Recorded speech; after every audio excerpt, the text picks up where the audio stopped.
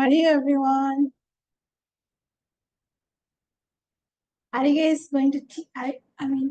Are you going to take the SAT or did you took the SAT? You're going to take it. You already took it. And how about you guys? You're done taking it, SAT? No. When you're going to take it? 24th of this month. Yeah. Others are absent because they are taking SAT. Oh wow. Hmm? You have to talk louder because of some noise. I can't hear you. Did I get a good score? I took it twice. I think it's out of 42 or 46, right?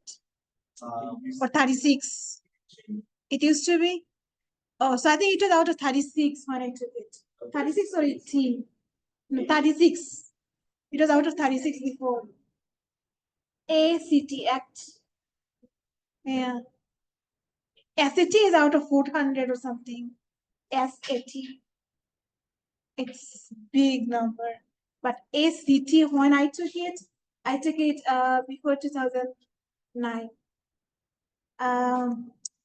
First time when I took it, I got 19, I think. 19 out of 36.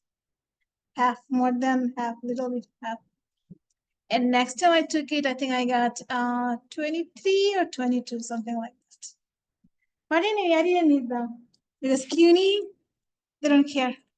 You can have 0 SAT, I think. Still, they accept you.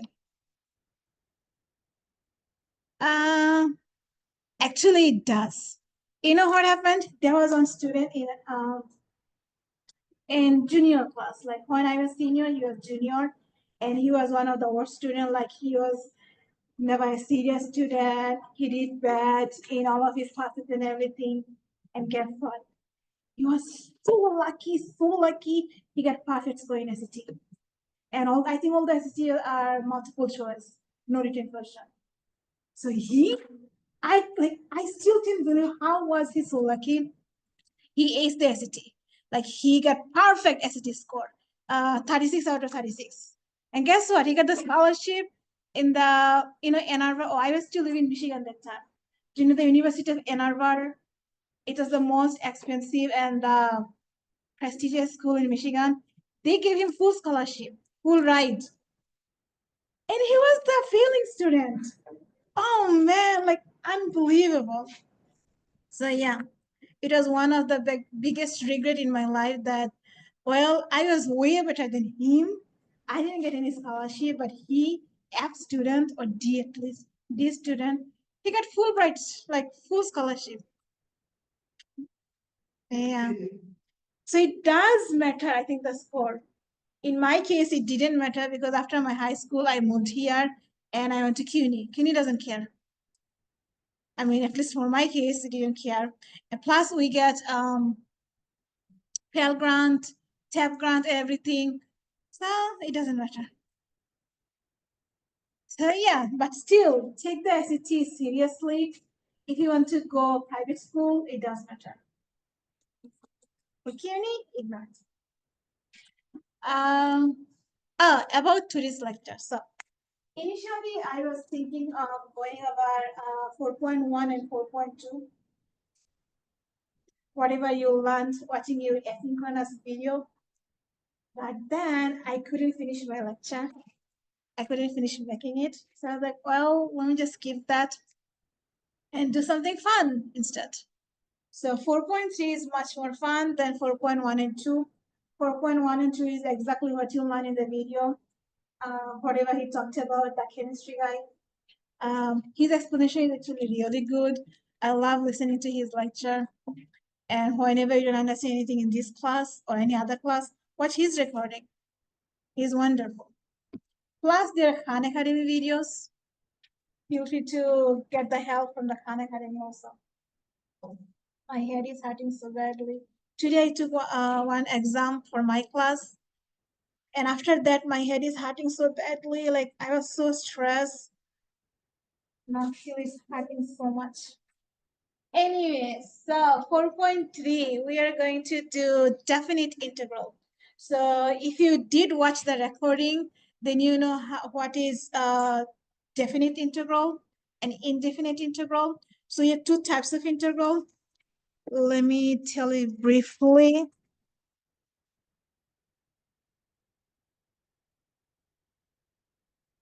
The video talks about Riemann sum, area under the curve, all these things. The main idea is that what is antiderivative? Antiderivative is the area under any curve. Just like the derivative, remember derivative is the slope of the curve at any point. Antiderivative is how much area you have under a particular curve from certain point to certain point if it's definite. And if it's indefinite, it means what's the total area under the curve. So two types of antiderivative. One is f of x dx without any lower bound or upper bound. If it's no lower bound and upper bound, then we call them indefinite. It means it's not bound, it doesn't have any boundary. It's the total area. And if you do have a boundary, we place them below the integral sign and above the integral sign. F of x dx, and this is called definite integral. Now, when you work with indefinite integral, after you take the antiderivative, you need to add a plus c. But when you work with definite integral, you don't need any plus c because we know exactly how much we need. For indefinite, we don't know how much we have to find the area because it's total. For definite, it's like from, like let's say you have square function, y equals x squared, and you're finding the antiderivative between, let's say 0 to 3. So if you know how much area you have, I mean, if you know your boundary, your interval where you're looking for, you're just looking for this area here. So you know how much you're looking for. So you don't need any extra C. But if you don't know what is your boundary, from where to where you're finding your area, that means you're looking at the entire x squared function and it keeps going on forever. So we need to extra C because constant is a part of the function. Now, what is this? So the Riemann sum, what Riemann sum is that instead of using the formulas, the shortcut formulas to find the antiderivative, it says, well, we can break down our area into smaller rectangle, and then we can find the area of each rectangle. Definitely, the area under the curve will be closer to the area we get from adding all those rectangles, the area of all those rectangles. And when you find the area of the rectangles, you can either have two choices, four choices. Either you can start taking your rectangles from the right side of your interval, and then you take the area of each right-sided rectangle. The width is the distance between here to here, and the length is the y value of the function. So the y value is a tiny difference. If you multiply that for each individual rectangle, then add them, the area will be at least closer to the actual area. Or you can start from the left side and then make a rectangle out of all the left points and then do the same thing. Or you can divide your interval into many sub-intervals and then take the middle point of each interval and then get the area, draw your box rectangle based on the middle point. So your width would be same as every other rectangle, and your height will be the y value for the middle point. Or Riemann sum says, well, I don't care about any of these. It can be any width, any height. Your idea is you add all these things with the sum of all the area for each rectangle you make, and that will be very close to what you get here. Now, mathematicians is, well, you're talking about approximation. We don't like approximation. We want to get the actual result, actual area. So they kept working on it, and then they realized, oh, the actual area is actually the antiderivative of the function from this point to that point. So this squiggly symbol is invented by one mathematician, Leibniz. He made this discovery, and Isaac Newton discovered much simpler method of evaluating the integral, and Leibniz made the same discovery with the antiderivative symbol. They realized that they could calculate the area if they happen to know an antiderivative of the function. So whatever curve you have, if you know its function, if you know its formula, the function of that shape, then if you know how to find the antiderivative of that function, you can easily find your area. Their discovery, called the evolution theorem, is part of the fundamental theorem of calculus, which we are going to discuss later. Now, what is the theorem? This theorem says if f is a continuous function on an interval, on a closed interval from a to b, then the antiderivative of that function in that closed interval is big f of b minus big f of a, where the big F is the function you get from antiderivative of the small function. For example,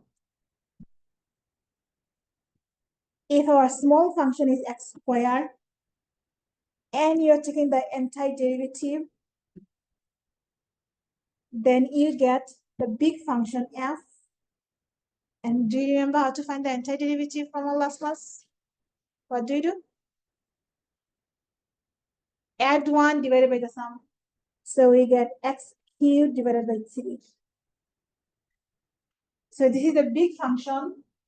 And the antiderivative, since it's definite from a to b, so you can find this value by substituting big F of b minus big F of a.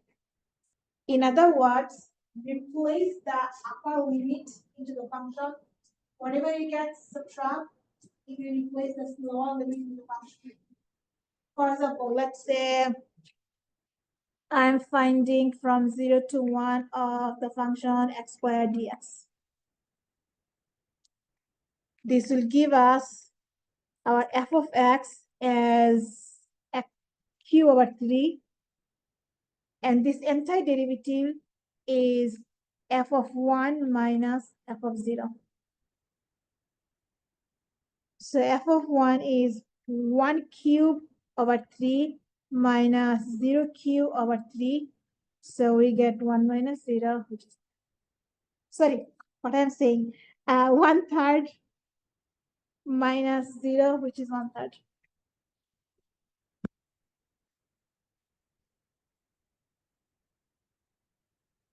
So big F is the antiderivative of the small f.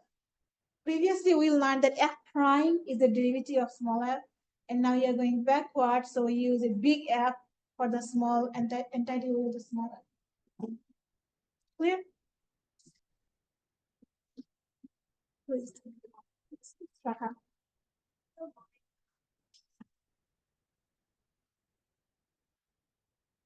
Here, oh, we use a vertical line to represent that this function we are going to evaluate at the upper limit b and lower limit a. So we have this function and the vertical line. You see this vertical line, forgot that. If you remember, in the derivative portion, you had like d dx of f of x, and then x equals a, something like that. Do you remember seeing this notation before? Let me pull this up. It will refresh your memory. anytime you use a particle line, it means you're going to evaluate your function with whatever you have after that line. Derivative, why did you want derivative? Okay.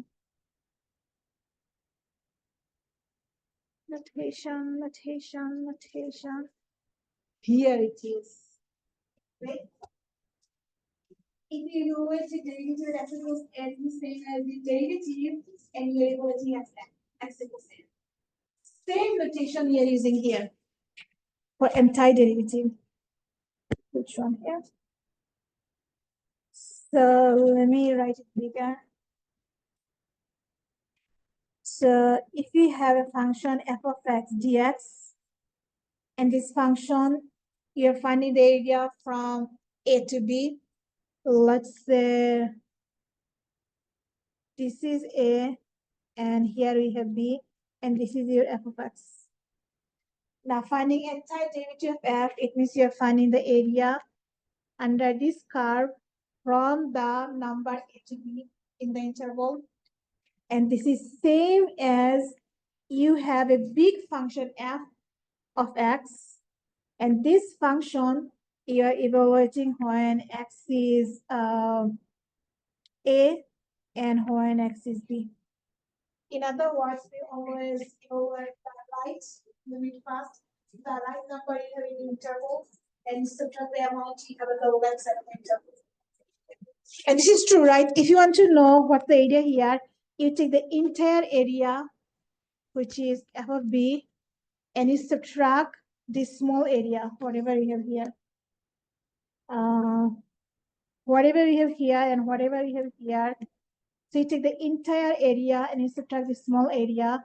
Whatever you have here, that is your, sorry, not here. That is your area under the curve, right? If this one, so if this was your left area, but you're only finding the area from here to here, in reality, what do? We can take the entire area and subtract the small area. We get whatever we want, the middle area. So this is what it says. Take the big function and evaluate that on the right limit, subtract whatever area you have on the left limit. What else we have? This type of antiderivative is called definite integral because we have a lower limit and upper limit. We can find the exact number. No content are needed in this time. Let's do an example. And we did one, but let's do another one. Evaluate this function from 0 to 1.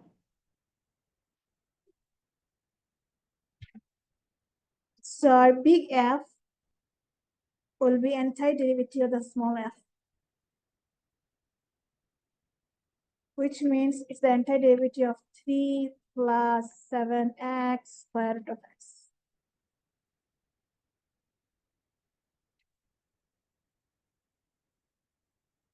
Before we find the antiderivative, since we have x twice, let's combine them so we can have 1 power, not 2 powers. Well, let's do it on the side. We have x times x to the 1/2, right? Square root of x means 1/2. So what do we have? 1 plus 1/2, which gives us 3/2.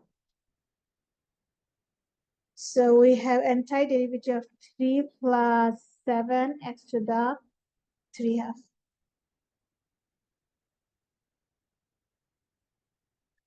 Now let's find the antiderivative, which is the bigger function. Do you remember what is the antiderivative of a constant?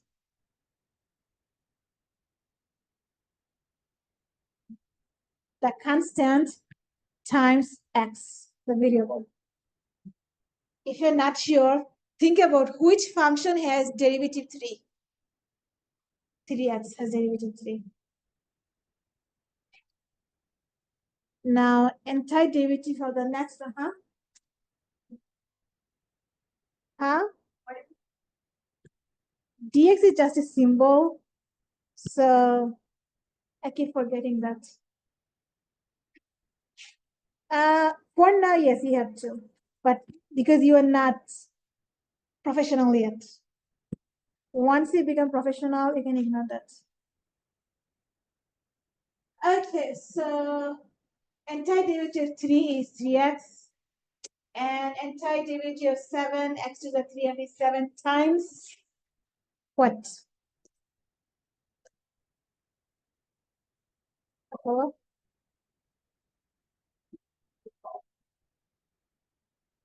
So we add 1, we get x to the 3 half, right? Sorry, 5 half. And then it divided by 5 half. But dividing by 5 half looks bad. So instead we can multiply by the reciprocal 2/5.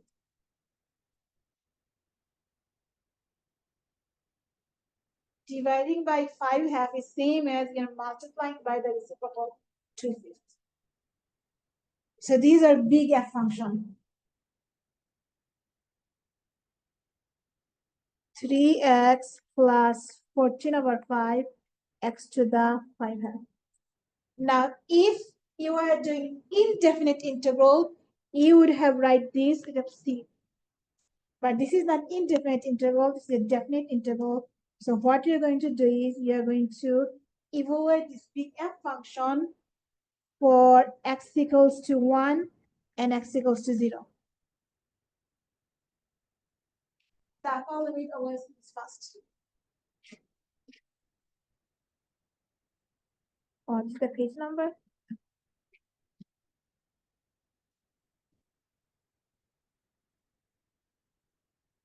So we have big F of 1 minus big F of 0. So 3 times 1 plus 14/5, 1 5/5. And you're subtracting 0 minus 0. When you replace x with 0, the first term is 0, second term is 0. So you don't have to waste your time or energy by replacing. Just simply write 0. So we have 3 plus 15, 5. What is 1 to the 5/5 half power? Huh? 14. I know. See? My head is hurting so badly. I don't want to do anything. So what is 1 to the 5 half power? 1. 1 is an amazing number. It doesn't matter what power it has. It's always 1. And so we have 15. Oh, that's why I have 15, because in my mind I'm multiplying 5. So we have 29/5. Which is kind of 5 point, a little bit more than 5. So since this is the first example, I showed all the details, but later you don't have to write all the details. You can simply take the antiderivative and evaluate the antiderivative with the two limits. That's it. Who is lost? Anybody? The next example is a trig, but before you do trig example, this is actually wrong. Let's do one algebra example, and then you're going to do trig example. Or you can actually try doing both of them. Do I have more? Yeah.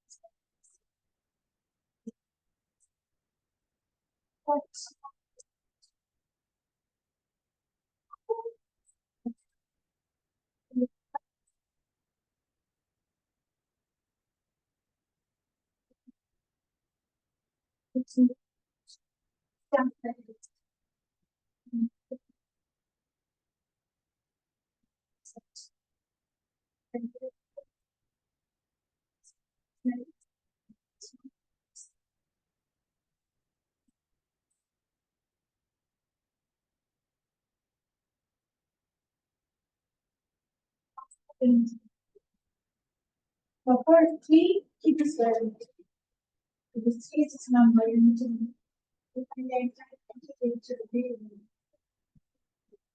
So divided by 2. It's multiplied by 2. So 2 times.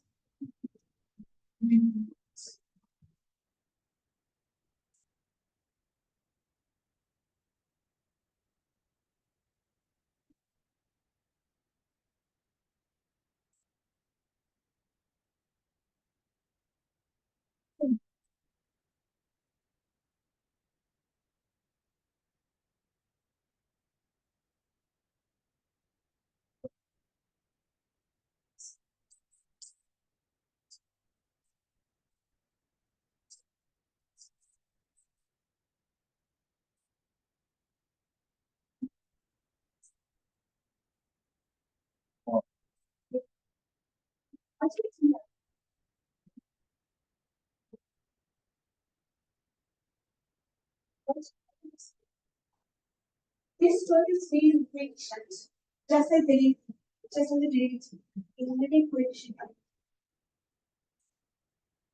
What we only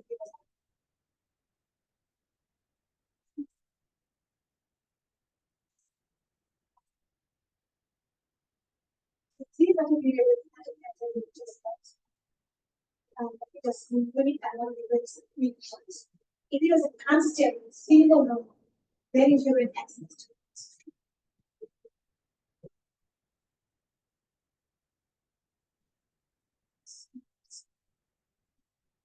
So,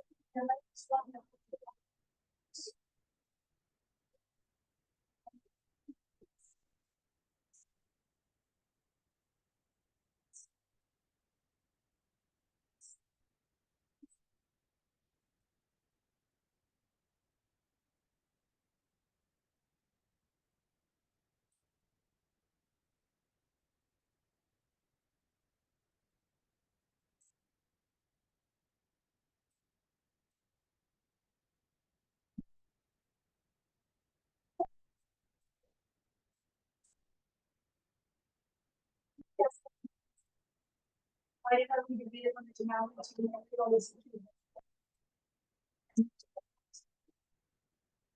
single faster to bring in the viewer and that's what we can use.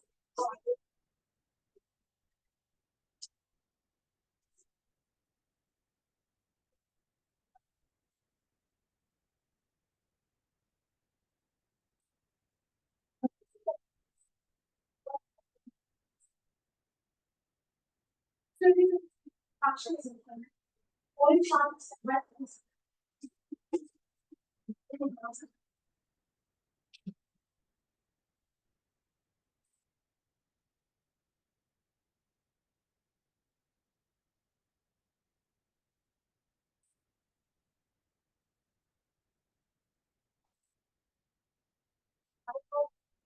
Um, so yeah, just like the derivative, when we took the derivative, we brought the variable from the new denominator to the numerator. We do the same thing for antiderivative. We don't want to take the antiderivative when it's the denominator.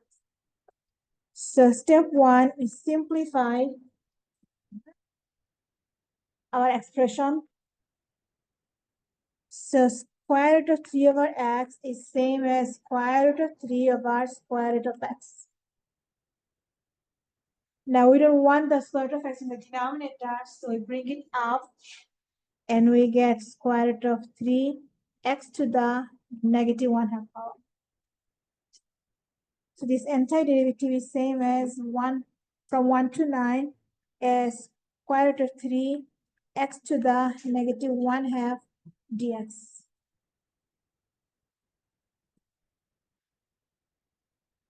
And now the square root of 3 is a constant, so it's a coefficient. So just like derivative when we had a coefficient, we left it alone. We are going to leave this alone. If you want, you can bring it outside so that it doesn't bother you. You get square root of 3 from 1 to 9, x to the negative 1/2 dx. Now we're just going to focus on this. We add 1, so we get x to the positive 1/2, and it divided by 1/2. But dividing by 1/2 is you're multiplying by 2. So instead of division, I would like to multiply by 2. Once you do that, we are going to evaluate that from 1 to 9. And then you have your coefficient in the beginning, in the font. So we get square root of 2 square root of 9 minus 2 square root of 1. That gives us 2 times 3 minus 2. We have 6 minus 2. We have 4 square root of 3.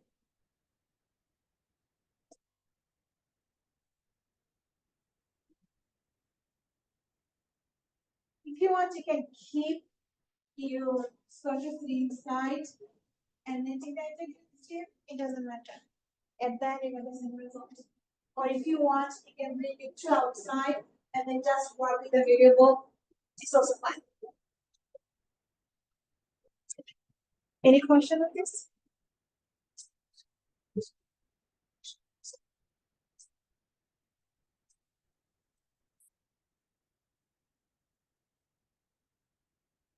Now for B, we are taking the antiderivative of 3 secant square x.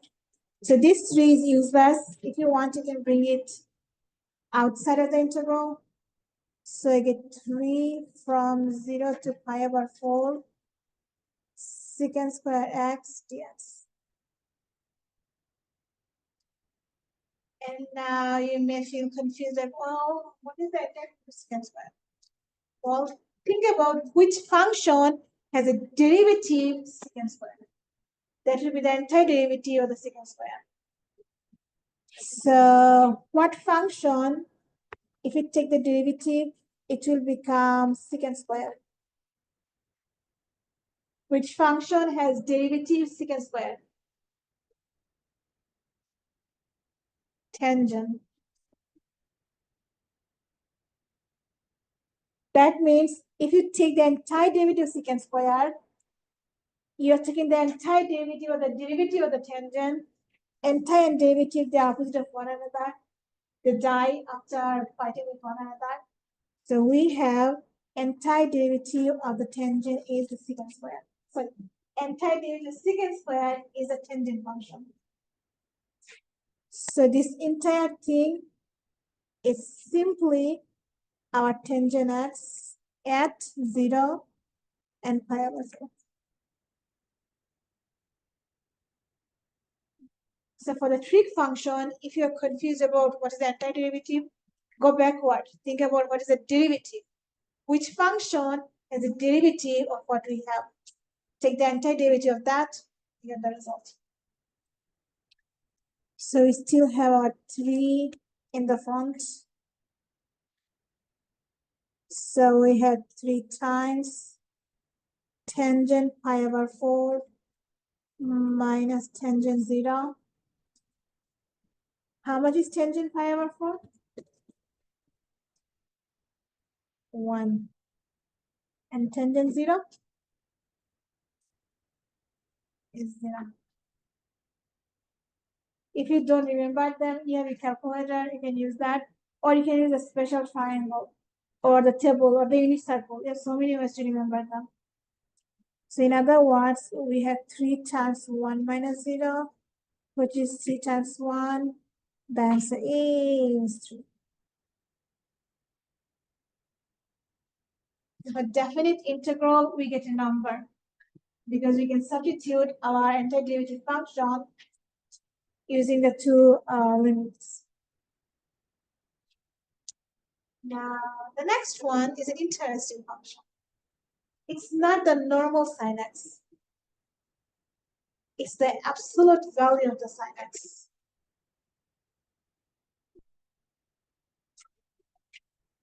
Now, we have a formula for the derivative of the absolute value.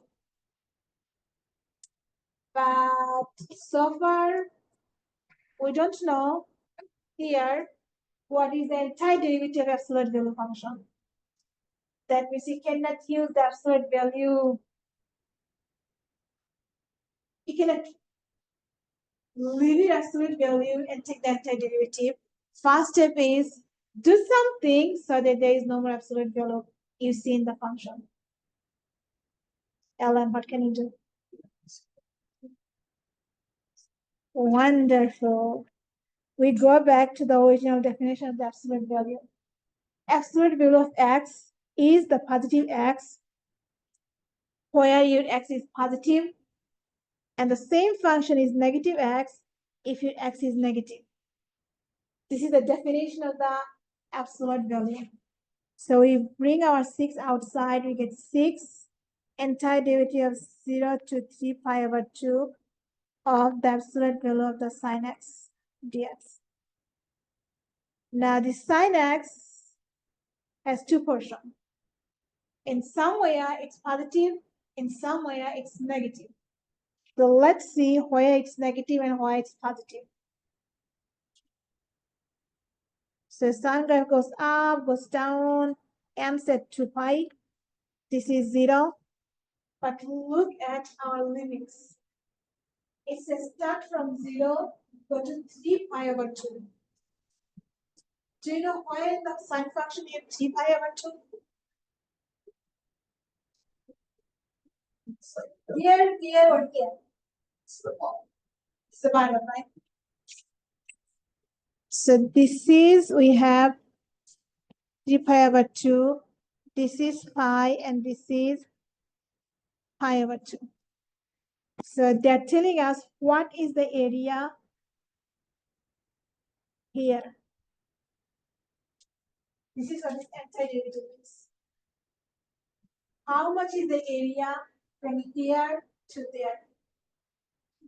So see, now we can see where our sign is positive, where our sign is negative. So we split our antiderivative into two pieces.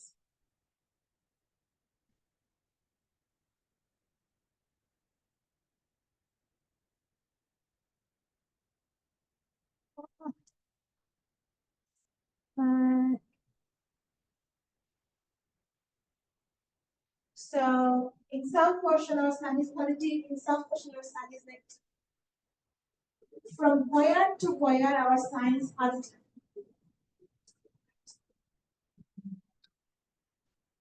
See, positive means it's lying above the x-axis. So from 0 to pi, our sign is lying above the x-axis. So we have 0 to pi positive sin x. And then where do we have the sin x negative? From where to where?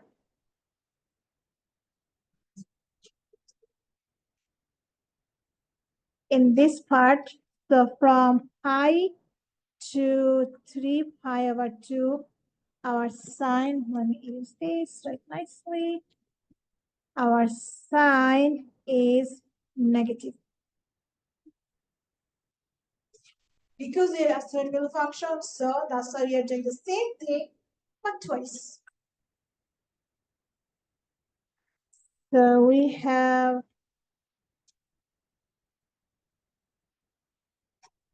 0 to pi sin x dx, and you're going to subtract pi to 3 pi over 2 sin x dx. And then the difference, you're going to multiply by 6.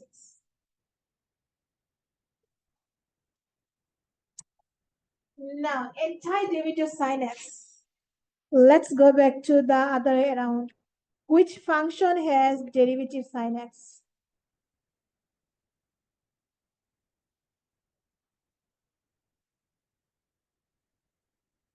Negative cosine. Because we know that the normal cosine has the derivative negative sin x. That means the positive sin x must have the antiderivative negative cosine x. So this gives us negative cosine x. And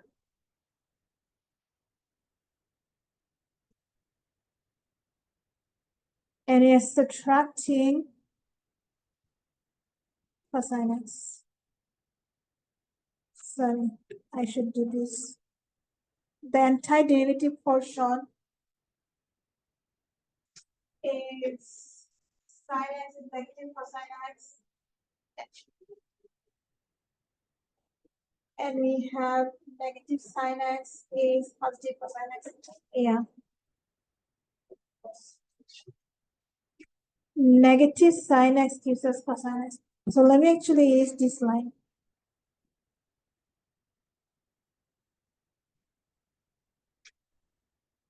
We can see this is negative.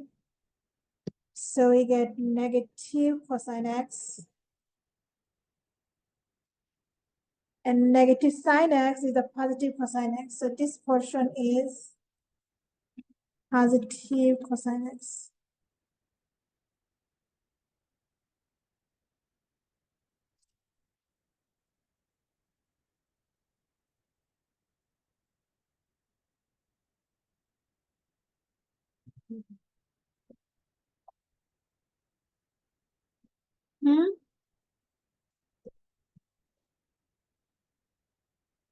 And then minus turn into plus.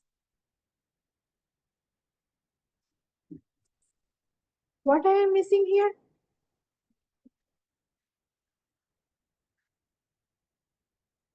Plus cosine and minus cosine.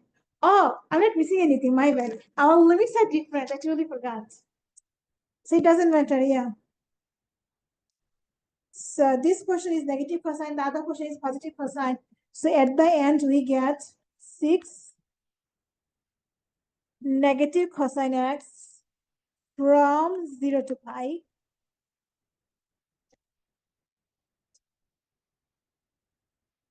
And then we have, let me erase this so I have enough space.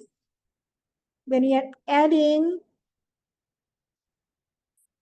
the positive cosine x, but this time it's from pi to 3 pi over 2.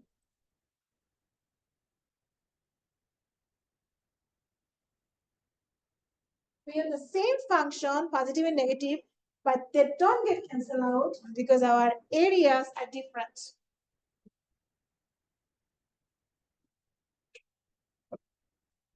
So negative 6. We have negative cosine pi minus cosine 0. It's this portion. Then we add the next portion, cosine 3 pi over 2 minus cosine pi.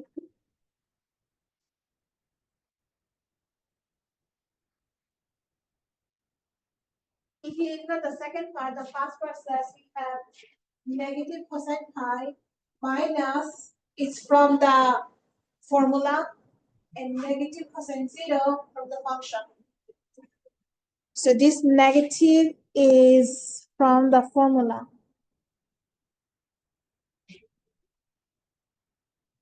It's not negative, it's equal sign. Sorry, my bad.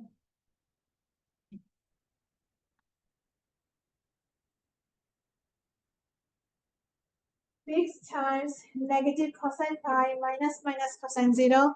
So minus cosine 0 turn into positive. And we have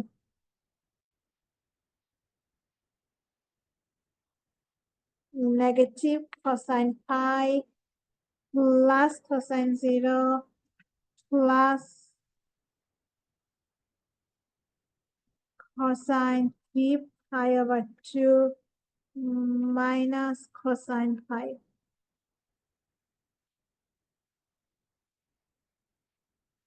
My pi looks like H. Now we can get all these numbers from the graph. This is 1, This is -1. So cosine pi, what is cosine pi? Pi is here, right? So what is cosine pi? 0. Now cosine 0. 0 is here. Wait, my bad. Man, I'm using sine function but working with cosine. What's wrong with me? Sorry. Let me draw the cosine graph. Cosine starts from 1, goes up, goes down, goes up, ends at 1. Exactly in the middle we have pi. So this thingy is 3 pi over 2. This is half pi. And these are the, here we have 2 pi. Cosine pi is here. So you have -1. 6 times -1. Cosine 0. 0 is here. Cosine 0 is 1. So this gives us 1. Cosine 3 pi over 2. 3 pi over 2 is here. So cosine 3 pi over 2 is 0. And finally cosine pi. Again, cosine pi is here. 6 -1. So we are doing -1.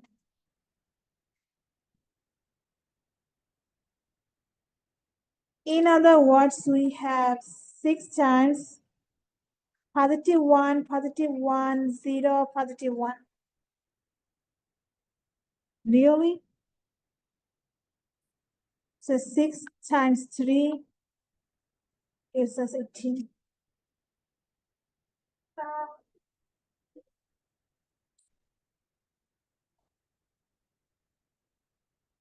Who is lost? Raka, tell me.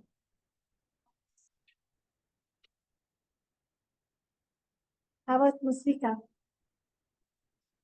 Understand? Anyone? Andy? Talk louder. I think they turned on AC, so my ear is like,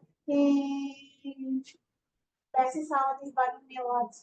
What question do you have? Hmm? Say it louder, louder. What did you say? Did you watch the recording I sent you? Did Okay. What am I missing here?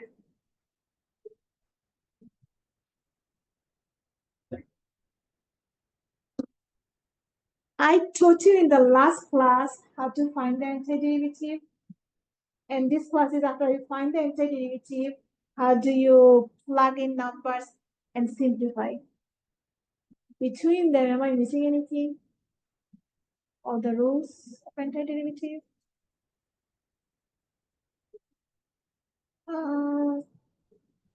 Probably the rules of antiderivative. Let me see.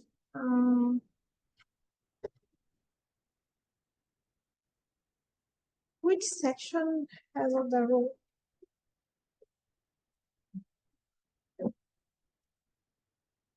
4.1, 4.2, they talk about the area. Probably they do have some rule. Let me take a look at the book.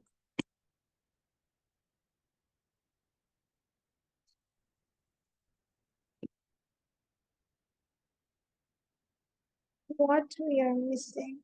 What? Chapter 4.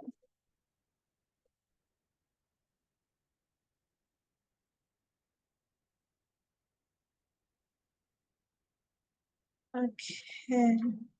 Let me just continue this.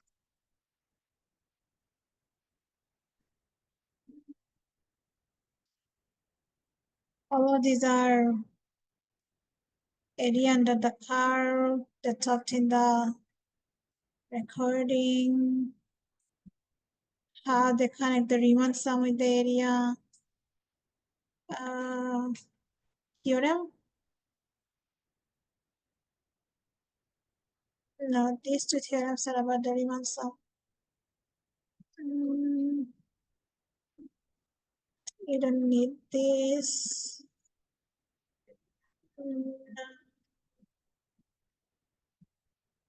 Midpoint, no. Yeah, probably these rules.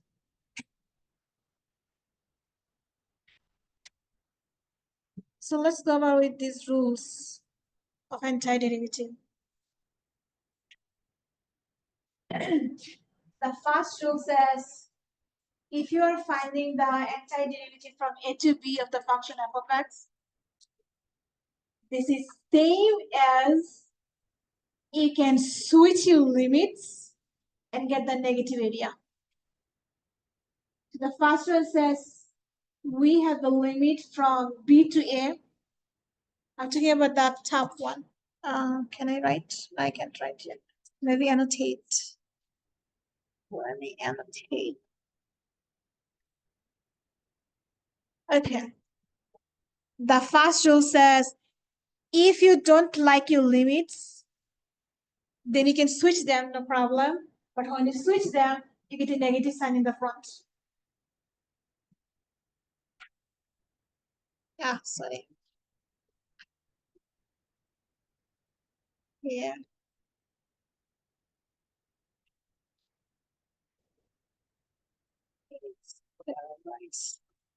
Mouse. The first rule.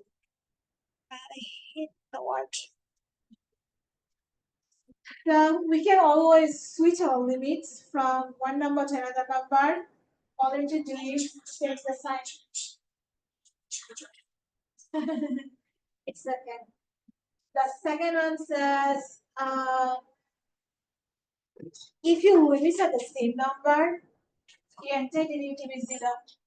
It makes sense. Think about which one? Here. If this is your curve and you're finding your area from A to A, it means you're not finding anything at all. There is no area from A to A. Just a 0 area. So this is what it says. If you try to find the antiderivative from A to A, you end up getting 0.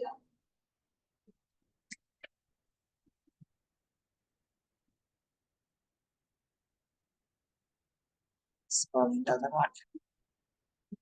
The next set of rules are basic rules. The first one says if you have a constant, you can leave the constant alone and then take the antiderivative, which is same as the constant times your, let me explain.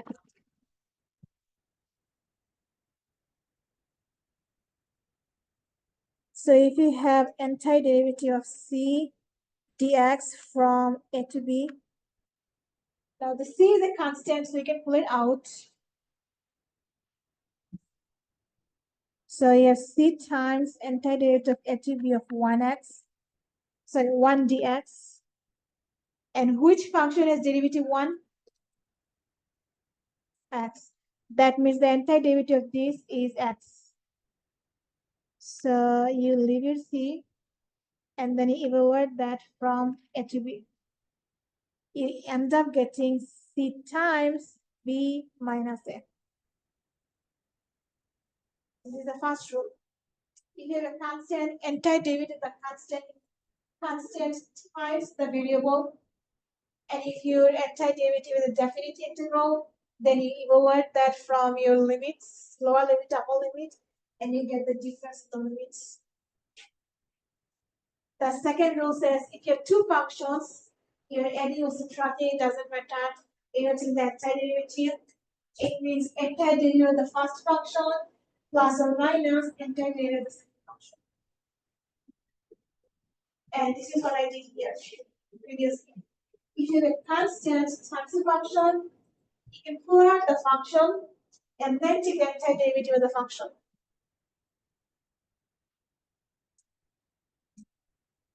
The last one is same as 2. It is subtracting function. And then the antiderivative is the same as you take the antiderivative of the individual function, and then you're subtracting them.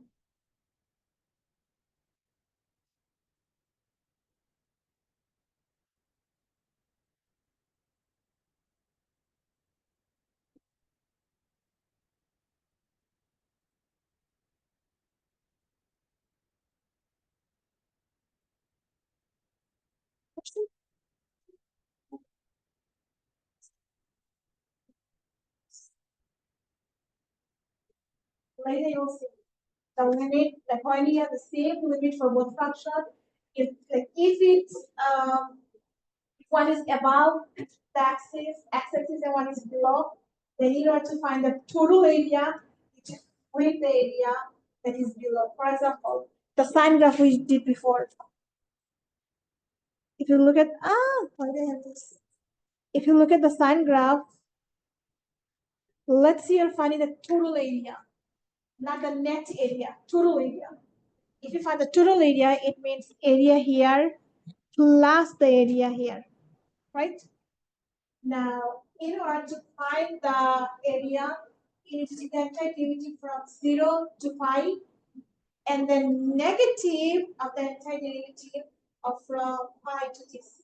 So you have negative, positive. Now, when you're positive, that means you're negative, so you flip it, and then you're not gonna understand if you tell me.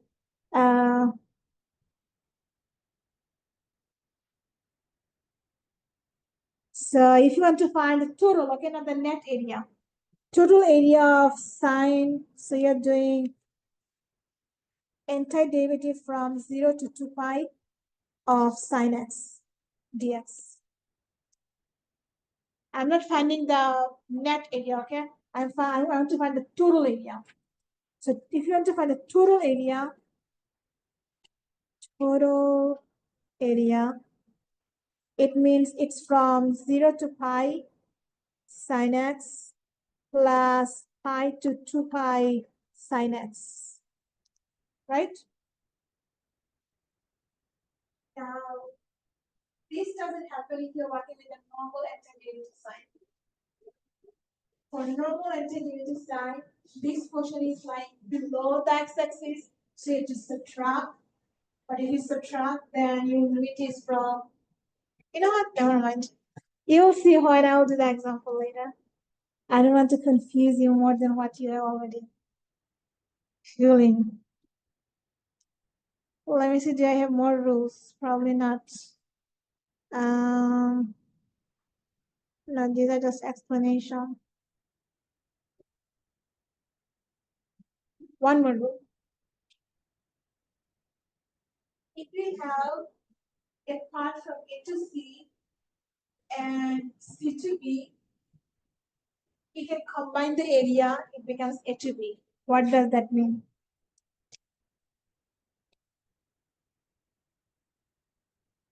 Let's say we have a function here, or A here, B here, C here.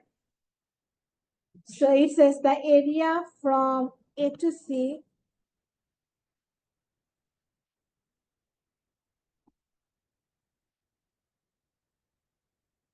plus the area from C to B.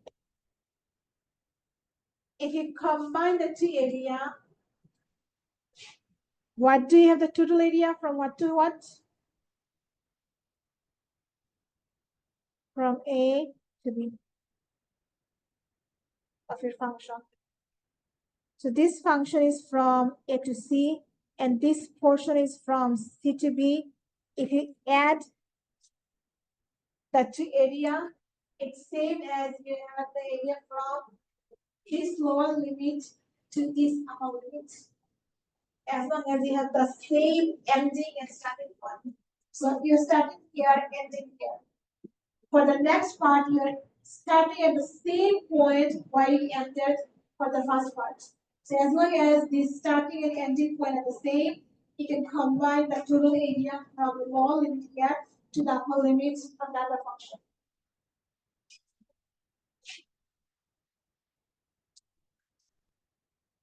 Question?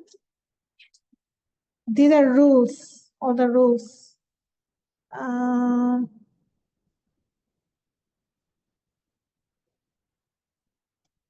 Now comparison rules.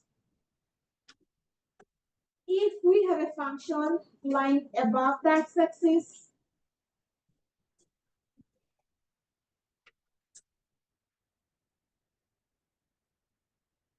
if you have a function lying above the x-axis and you're finding the area between A and B, then your antiderivative must be positive. If your original function is lying above the x-axis, then your area must be positive area. And it's true because look at the picture. Why to say area? Because antiderivative is the area. The next function says, let's say you have a function bigger than another function, then the area of the bigger function must be bigger than the area of the smaller function. Example, let's say you have f is here, and let's say you have g is here. Now, if you find the area for the f, this is the area of the f, right? Area means antiderivative of f. The antiderivative of f has this much area, and antiderivative g has this much area. So which area is bigger? The f area or the g area? F. Obviously, because f is bigger than g. The next one says if your f is lying between two numbers, two y values, then your area is lying between, how do I say this?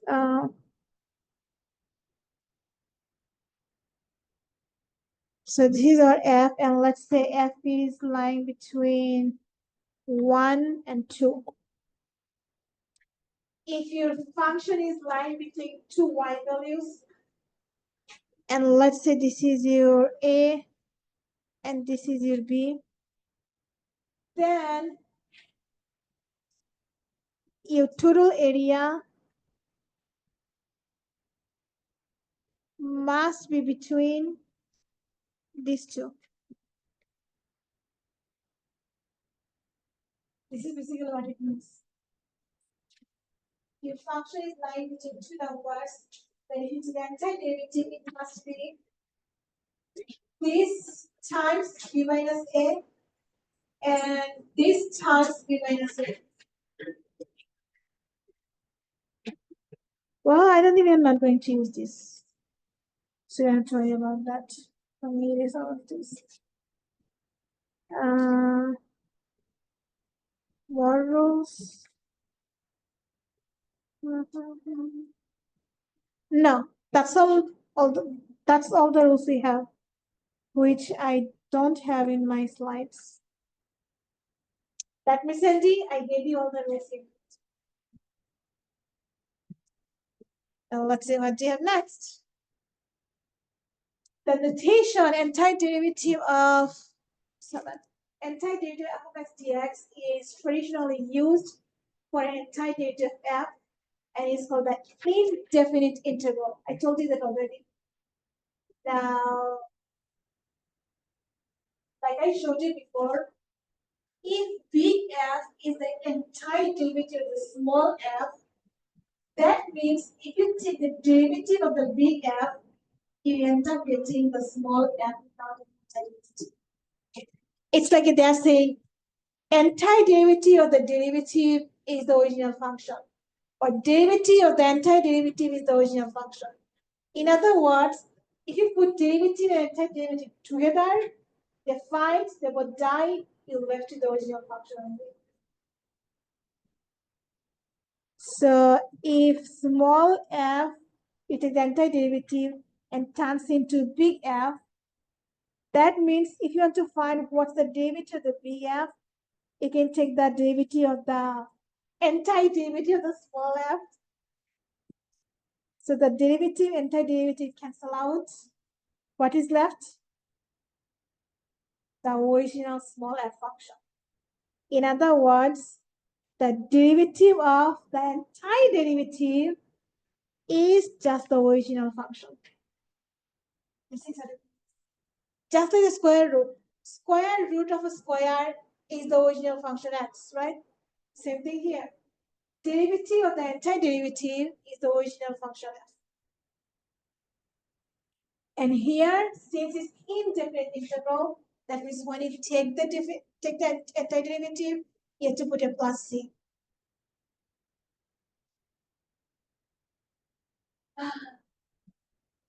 Let's see.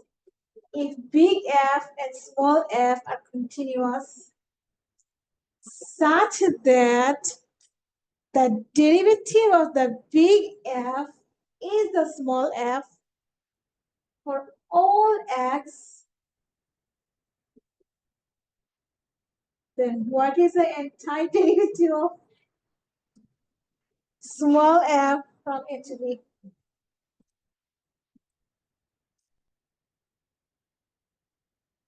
It does sound so confusing, right? Let's see what do we have. Small x is the derivative of the big F. Right? This is what they're telling us. And now they're saying, hey, find out what is the entire derivative of this small f from A to B.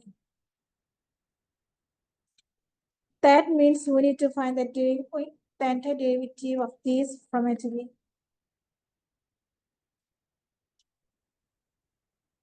So here, entire derivative and derivative, what happens to them? They cancel out. So this thing is only big F of x, and it's evaluating from A to B. In other words, this is f of b minus f of a. They didn't give us any numbers, they have no idea what numbers are and what the function is. Oh, it did sound bad, but it's not bad. Or am I something doing wrong? No. What do you think?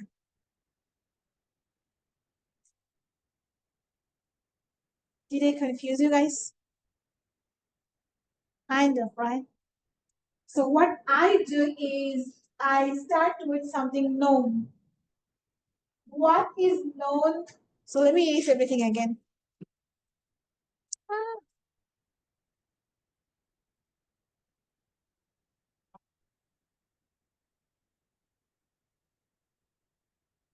What is known in some question? What you definitely know?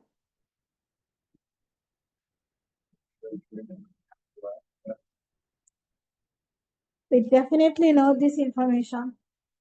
Derivative. Give me 1 second.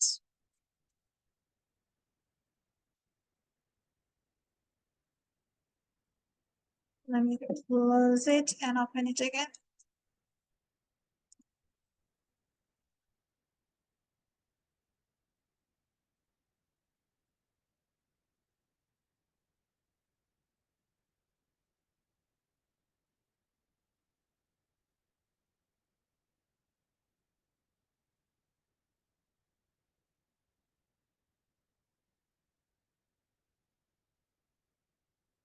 We definitely know this piece of information. Derivative of the big F is the small f. Now, what they want us to find, what we are looking for. They gave us this piece of information. And now what they want to find, what is entire derivative of this small f. And it's a definite one from A to B. Now, if you want to find, if you apply entire derivative on one side, you must apply the same thing on the other side of the equal sign, right? This is the math rule.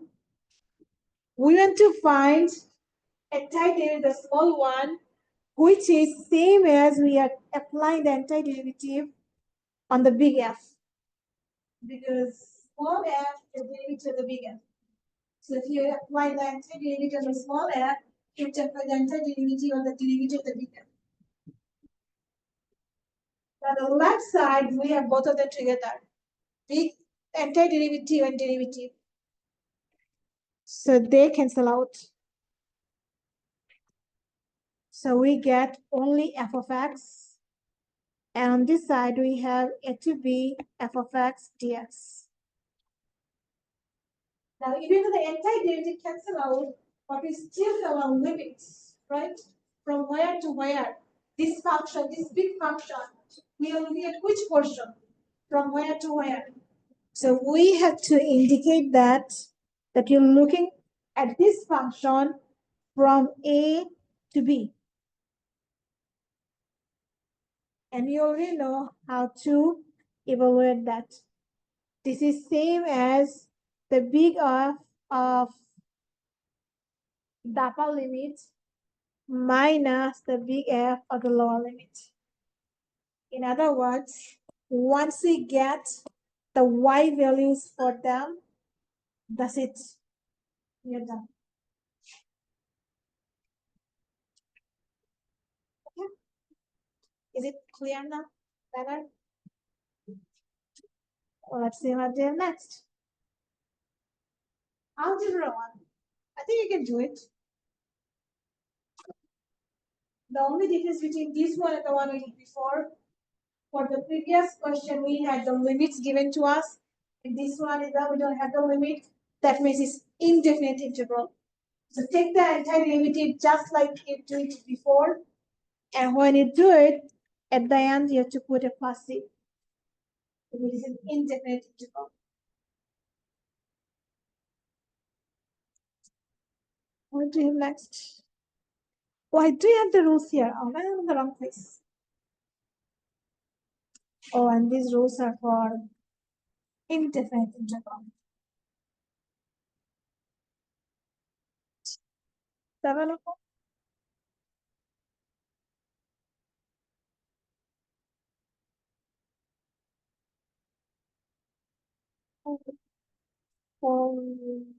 what we did it. 9. Kimberly,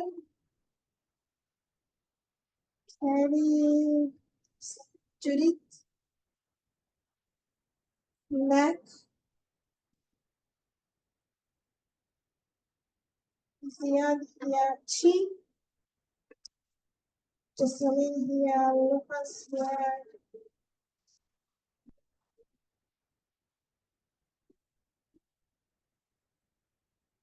Logan here, Ellen here, Musika here, Nick here, Sanzin here, Shian absent, Rahul here, Allah absent, Apollo absent.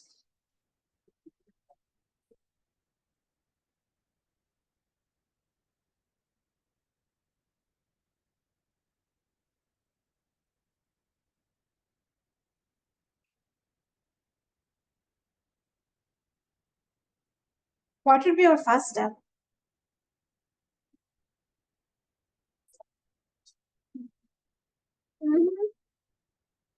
And then you're going to pull out the constant, and then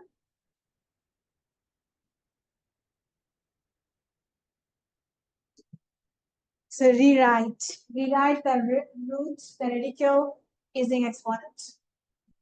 Great. So go ahead, do it, and let me see what do I have next. Oh, one more question and then you're done. Cool.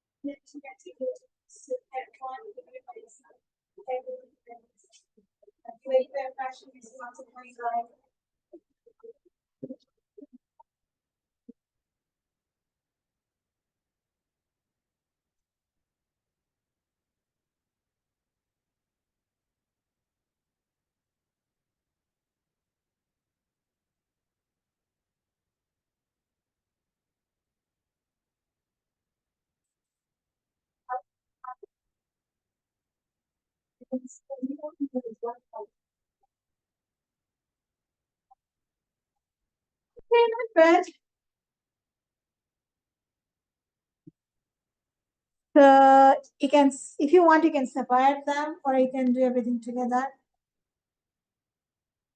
You have 8x to the 3 half plus 7x to the 2/3 dx. So step one, separate them, break them outside, everything, or you can do everything together if you want. So let me do the shortcut. Antiderivative of this is 8 times x to the 3 half plus 1 is 5 half. So, whatever. It's x to the 5 half, and then it divided by 5 half. But dividing by 5 half is same as multiplying by 2/5. So we get this. In the next portion, we have 7 times x to the, if you add 1 here, we get 3 times 1, 3 plus 2, 5/3. And then it divided by 5/3. But dividing by 5/3 is same as multiplying by 3/5. And then since This is not definite integral, so we have to add a constant here.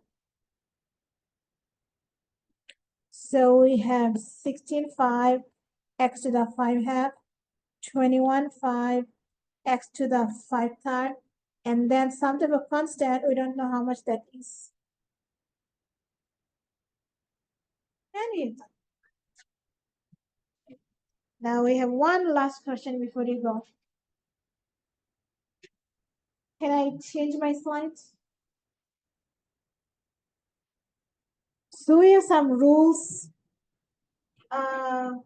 anti-derivative rules, but I already gave them to you before when I introduced you to the anti-derivative, so you already have them.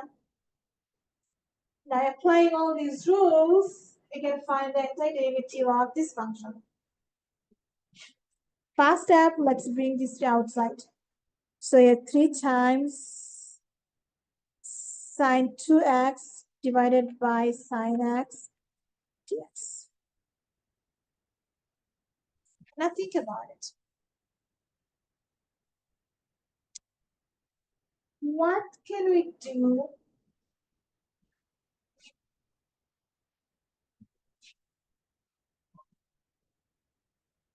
if you bring it on the top? We have sine 2x and then sine whole thing to the negative 1 part. Does it help you?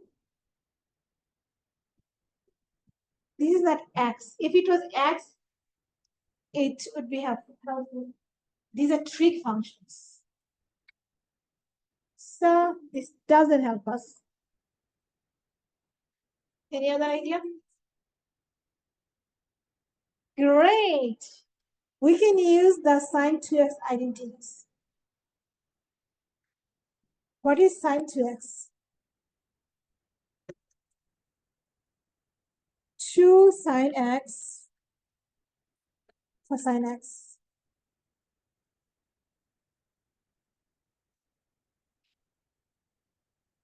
And you're dividing by sine x dx. Now what do you see cool thing?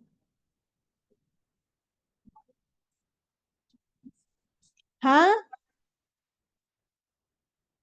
We are not multiplying, we are applying the identity. Do you remember your trig identity? Identity is double angle. What's wrong with this suddenly? Come on. The trig identities, I just taught them to the pre-calculus class. Sine 2x is 2 sine x cosine x. Cosine 2x is cosine squared x minus sine squared x. So we are using the double identity for the sine. It's 2 sine x cosine x. How does it help us? We can cancel the signs. So we have 3 antiderivative of 2 times cosine x dx. Now these 2 we can bring outside. So we get 6 antiderivative of cosine x dx. So which function has derivative cosine x? That will be the antiderivative of cosine. Derivative of the sine x is cosine x. That means antiderivative of the cosine x, the antiderivative of the derivative of the sine x. So we get sine x. Either you can memorize the antiderivative rules, or you can just derive them. I like to derive them because I cannot memorize the antiderivatives for this. So this whole thing is simply the sine x. So we get 6 sine x plus some type of coefficient. Sorry, some type of constant.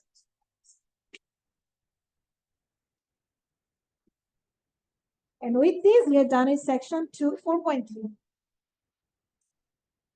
So when we come back, probably I will revisit 4.1, 4.2 a little bit.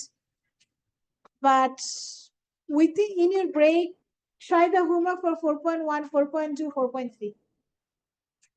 We're done at 4.3. And next week we have no class, okay? No classes, Monday or Wednesday. Next week we have a break. How about your school? Do you have break in your school? Cool. So enjoy your break. But don't forget to do the homework.